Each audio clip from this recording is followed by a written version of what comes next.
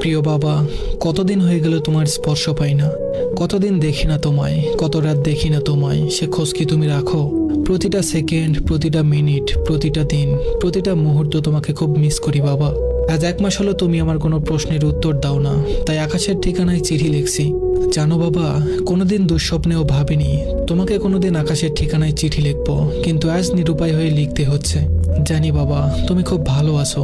সৃষ্টিকর্তার নিকট যে শান্তি চাইতে চাইতে তুমি চলে গেছো, নিশ্চয়ই তুমি সে শান্তিতেই আছো। তাই তুমি একটাবার স্বপ্নেও দেখা দাও না, আর আমার শত শত প্রশ্নের কোনো উত্তর দাও না। কিন্তু বাবা, আমি যে ভালো নেই, তোমাকে ছাড়া খুব কষ্টে আছি। বাবা, অন্য আর 5 জন ছেলে মেয়েদের মতো তোমার মেয়ে হয়ে আমি কখনো বলবো না, বাবা তুমি থাকতে বুঝিনি তুমি কি ছিলে জীবনে, বাবা নামক বটবৃক্ষ কি হয়। তুমি থাকতেই আমি বুঝেছিলাম বাবা নামক বটবৃক্ষের ছায়া কেমন হয়, বাবা শব্দের গভীরতা কতটুকু। পৃথিবীতে সবচেয়ে